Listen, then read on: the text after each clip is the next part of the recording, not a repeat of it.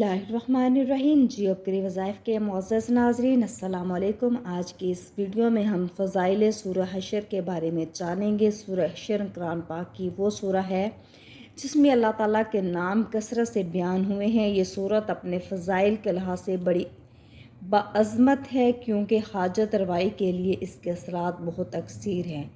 कोई भी आपकी जायज़ हाजत है, कोई भी आपकी जायज़ तमन्ना है, मुराद है जो पूरी नहीं हो रही, जिसके लिए आप कोशिश कर रहे हैं, तो सूरह हशर के लिए, सूरह हशर का ये जो वजीफ़ा है आपके लिए बहुत ही पावरफुल है। अगर किसी शख्स को कोई हाजत दरपेश हो तो वो 4 रकत नफल इस तरह पढ़े कि हर रकत में सूरह फातिहा के बाद सूरह हशर पढ़े और इस तरह 11 रोज़ तक अमल जारी रखे। इंशाअल्लाह ताला इसकी जितनी भी जायज़ हाजात होंगी अल्लाह की रहमत से पूरी होंगी।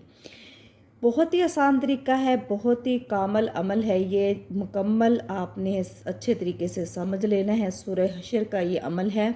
अगर किसी शख्स की कोई हाजत को दरपेश हो, 4 रकत नफल पढ़ने हैं, इस तरह के हर रकत में सूरह फातिहा के बाद सूरह हशर पढ़ें। इस तरह 11 रोज़ तक आप अमल करेंगे। इंशाअल्लाह ताला आपकी जो भी जायज़ हाजत होगी, जो भी जायज़ मुराद होगी, इंशाअल्लाह ताला पूरी होगी। इस सूरह को रोज़ाना एक बार पढ़ने का मामूल बना लेने से पढ़ने वाले के सबका गुनाह माफ़ हो जाते हैं।